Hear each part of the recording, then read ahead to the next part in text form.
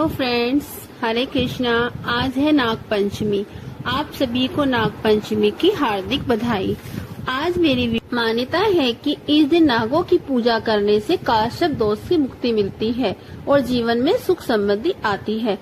कहते हैं कि अगर सोमवार और नाग पंचमी एक साथ पड़ जाए तो ऐसा बहुत ही शुभ माना जाता है। तो चलिए जानते हैं कि इस दिन किस भगवान की पूजा करनी चाहिए। नाग पंचमी के दिन नाग के देवता शेष नाग की पूजा की जाती है। घरों में मिट्टी के नाग बनाकर या चांदी के लाकर दीवार पर बनाकर भिन्न भिन्न तरह से पूजा की जाती है। इस दिन नागों को दूध भी पिलाया जाता है। नागों को दूध पिलाना बहुत ही शुभ संकेत होता है। नाग पंचमी के दिन मध्य प्रदेश में नाग देवताओं को खीर पूरी का भोग भी लगाया जाता है। नाग पंचमी के दिन जिन 8 नागों की पूजा की जाती है वह कोई साधारण सांप नहीं होते हैं। वह शिव और विष्णु जी के ही प्रतीक है। तो चलिए जानते हैं इस दिन 8 नागों की पूजा की जाती है। पहला वासुका नाग, दूसरा अनंत नाग, तीसरा शेष नाग, चौथा पद्मनाथ नाग, 5वां कालिया नाग, छठा तक्षक नाग, 7वां कुलीर नाग, 8वां महापत नाग। इन सभी नागों की पूजा करने से जीवन में सुख समृद्धि बनी रहती है। इस दिन क्या करें और क्या ना करें, चलिए जानते हैं। नाग पंचमी के दिन क्या खाना चाहिए। इस दिन फलाहार ही खाना चाहिए या फिर दूसरे अनाज का सेवन करें। सामाजिक मान्यता यह है कि नाग पंचमी के दिन रोटी नहीं बनाई जाती है। इस दिन विशेष प्रकार से भोजन जैसे दूध, चावल और फल का सेवन किया जाता है।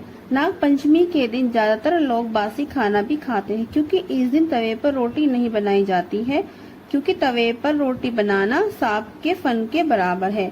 इस दिन क्या नहीं खाएं। नाग पंचमी के दिन प्याज, लहसुन, मदिरा, मांसाहारी भोजन आदि का सेवन नहीं करना चाहिए। नाग पंचमी के दिन काले रंग के वस्त्र, काली वस्तु का इस्तेमाल भी नहीं करना चाहिए। जितना हो सके इस दिन काले रंग से दूर रहे, क्योंकि काला रंग नाग देवता का प्रतीक होता है। नाग पंचमी पर रोटी नहीं बनाई जाती है। आइए जानते हैं। धार्मिक मान्यताओं के अनुसार तवे को नाग देवता का फन का प्रतीक माना जाता है, इसलिए नाग पंचमी के दिन तवे पर रोटी बनाना अशुभ माना जाता है, क्योंकि ऐसा करने से नाग देवता का अपमान होता है और तवे को राहु कहकर भी प्रतीक माना जाता है।